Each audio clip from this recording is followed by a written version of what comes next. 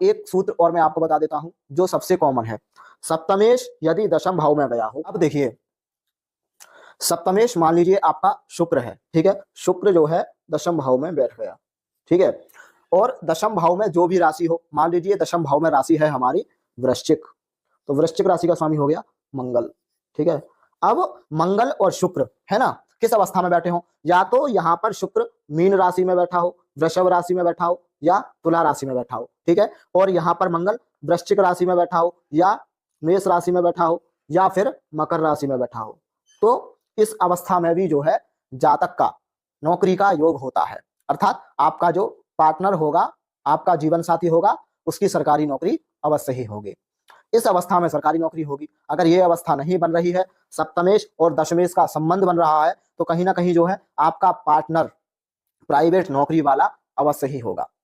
अब देखिए एक बात मैं आपको और बताता हूं, यदि मंगल है ना, मंगल भी दशम भाव में बैठा हो या सप्तम भाव में बैठा हो, मेष राशि में बैठा हो, अथवा वृश्चिक राशि में बैठा हो, अथवा मकर राशि में बैठा हो, तो ऐसे जातक का जो पार्टनर होगा नौकरी वाला होगा। और यदि आपकी कुंडली में सूर्य और मंगल का संबंध बन रहा हो, तो कहीं ना कहीं जो है ऐसे जातक का जीवन साथी पुलिस से संबंधित है ना, फोर्स से संबंधित, फौज से संबंधित इन इत्यादि नौकरी में हो सकता है, रेलवे से संबंधित इन नौकरियों में हो सकता है, ठीक है।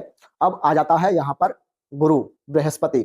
बृहस्पति यदि कर्क राशि में बैठा हो, ठीक है, धनु राशि में बैठा हो या मीन राशि में बैठा हो, किस किस भाव में बैठा हो, लग्न में बैठा हो, दशम भाव में बैठा हो, या सप्तम भाव में बैठा हो, तो कहीं ना कहीं जो है जो आपका पार्टनर होगा उसकी नौकरी टीचिंग लाइन में होगी, टीचिंग लाइन में हो सकती है, प्रोफेसर वगैरह हो सकता है ना, जिसमें ज्ञान ज्यादा दिया जाता है, उन सारी चीजों से संबंधित आपका पार्टनर नौकरी वाला हो सकता है। जैसे संस्कृत टीचर भी हो सकता है ना।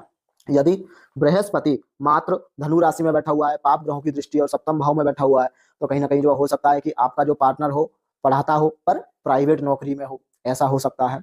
कहीं ना कहीं जो है हमें इस पूरी वीडियो का निचोड़ ये है, यदि सूर्य मंगल बृहस्पति, ठीक है, अपनी स्वर राशि में बैठे हो अथवा उच्च राशि में बैठे हो, लग्न में बैठे हो या सप्तम भाव में बैठे हो या दशम भाव में बैठे हो, और आपकी जन्म कुंडली में ये योग नहीं बन रहा है, और सप्तमेश का और दशमेश का बहुत अच्छा संबंध बन रहा है, तो भी आपका पार्टनर नौकरी वाला होगा। और यदि अच्छा संबंध बन रहा है, राशि परिवर्तन संबंध बन रहा है, तो आपका पार्टनर सरकारी नौकरी वाला होगा।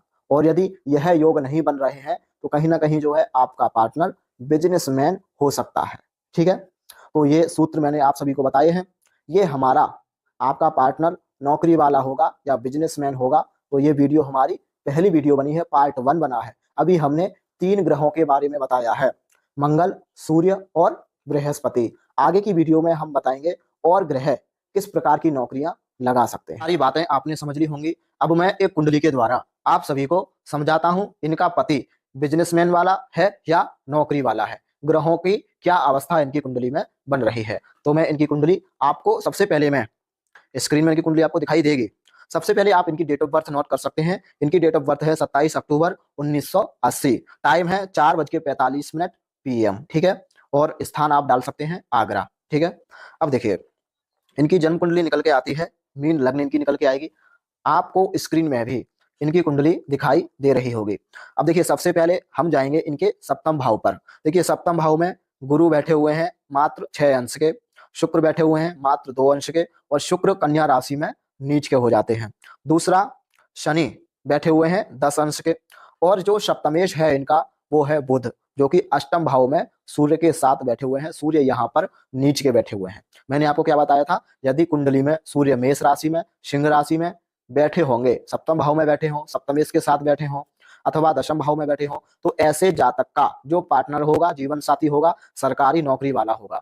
यदि सूर्य नीच का हो जाता है, तो ऐसे जातक का जो जीवन साथी होगा उसकी सरकारी नौकरी नहीं होगी। अब इनकी कुंडली में आप देखिए जो सप्तमेश है वो है बुध, जो कि सूर्य नीच के साथ अष्टम में चला गया है, सप्तमेश की अवस्था खराब हो गई है।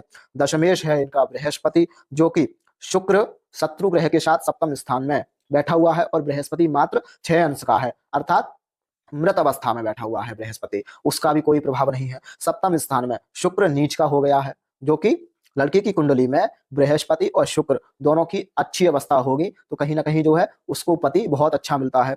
अब देखिए सप्तम स्थान में शनि भी बैठा हुआ है, तो अब इससे हमें क्या लग रहा है कि इनकी जन्म कुंडली में इनका जो पति है वो बिजनेसमैन है, नौकरी वाला नहीं है।